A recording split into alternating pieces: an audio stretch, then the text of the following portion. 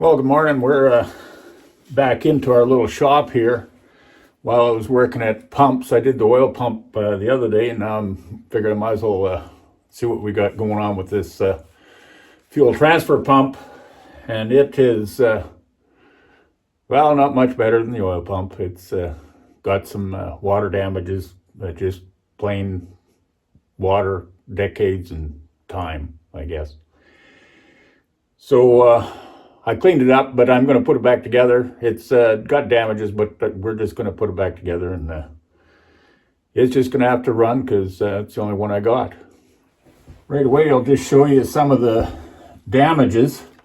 I had to make this new gasket, so we'll be making sure we don't forget to put that on. And first off is the drive gear. It's got some pitting on this side. This is the side that faces the block. No, this is the side that faces the block, and this is the side that faces the sealing assembly on the shaft. Pitting. Some of the teeth have some pitting in, but they're just going to have to work. This is the drive gear coming off the drive shaft of the injector pump. So that's bad. This is the collar that forms the seal on the drive shaft, and it has minor pitting on the one side, but it's not going to hurt its performance at all. I never took the sealing material out of there. It's just some sort of a string packing seal that goes around the shaft. This is the slave gear. It's in pretty good shape. It's certainly not pristine, but it's actually not in bad condition. This is the drive gear that does all the work. And up here, toward the end of the sealing area, it's pretty pitted, but it's not effectively running in the seal. This is where the seal is running right here. It's not in the best of shape. It's a little rough. The bodies are really good.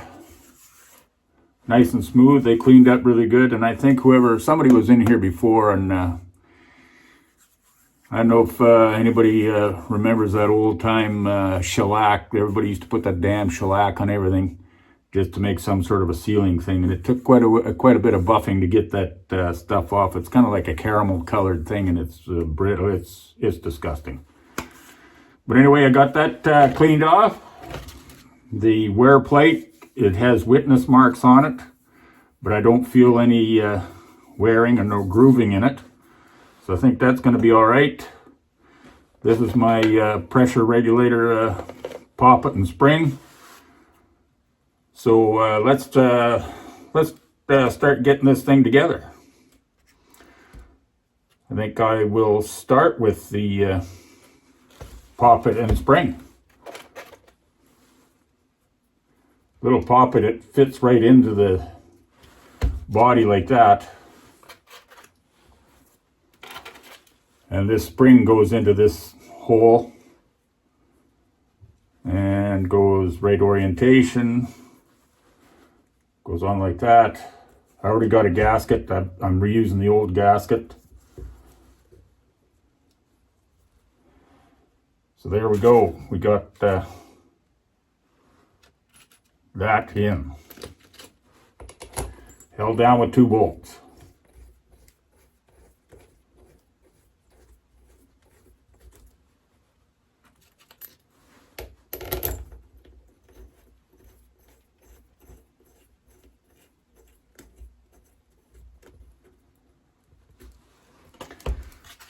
I did have this, looks like a pressure setting assembly. I had it off, took it right out.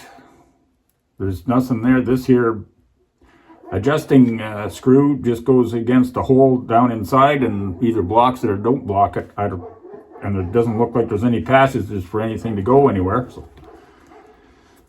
I don't know. I took it off, put it back in. Hopefully that's gonna work.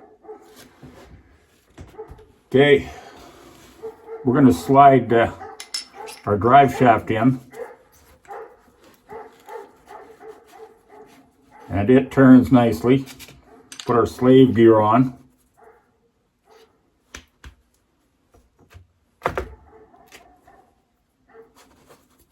And then the gear body.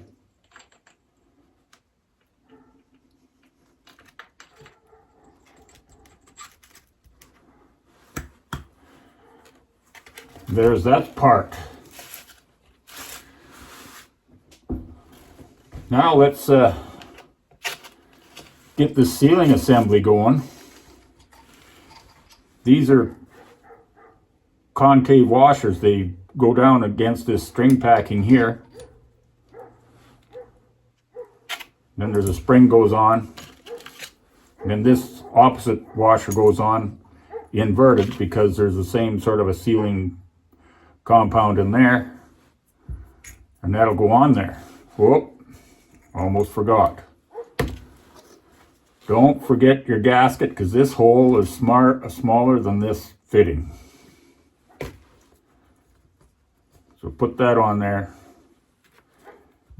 Then we'll get this on. Now we got a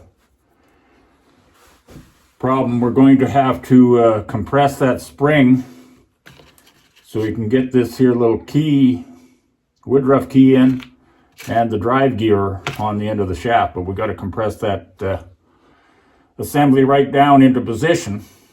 And being it's on a spring, it's going to want to come back and talk to you all the time. So, you guessed it, I made a tool. Man, I've been wanting to say that forever. Yeah, okay, just follow me along here.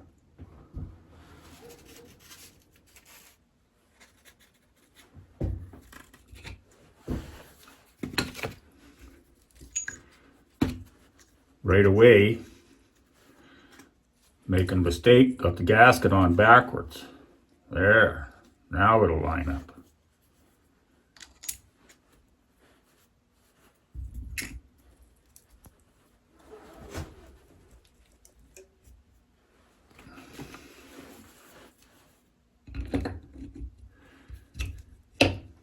My tool just involves what's at hand. Crescent wrench and a C-clamp.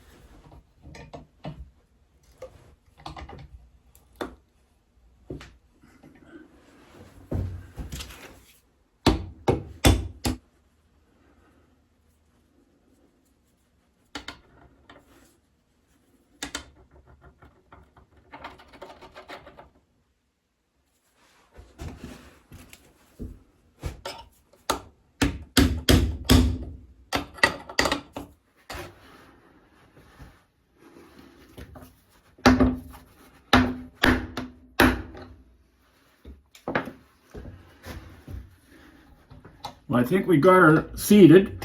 Yeah, and our little collar comes back up. Now, hopefully this is going to turn. Yeah, and it still turns.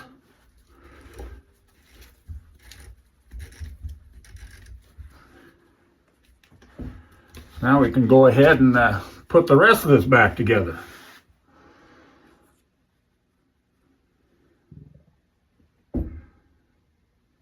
What we need now is just our pressure plate. We're going to roll this around, so try not to hurt our gasket. It's just floating in there. I don't know why they decided to make that such a design. The gasket is smaller than that poppet and whatever. I don't know. I don't understand that. Same as I don't understand this here pressure relief fixture, but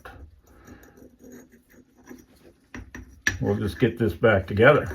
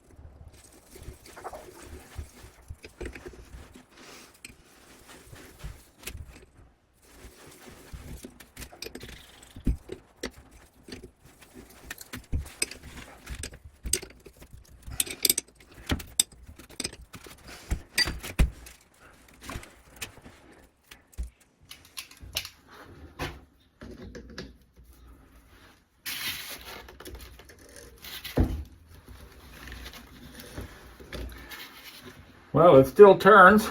It's a little bit draggier than what I would anticipate, but it's turning around. Probably because of the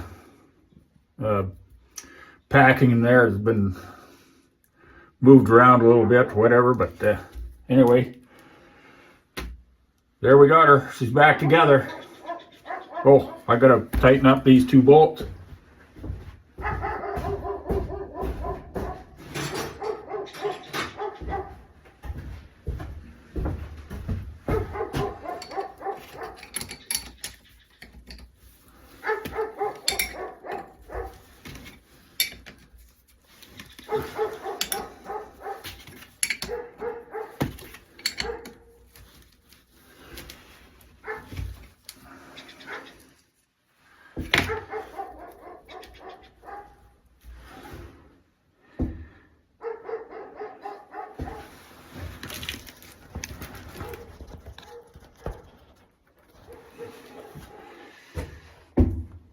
Okay, it's back together. It's got all the same original parts in. They're not the best of parts, but short term till we get new parts or new old parts, it's going to be enough.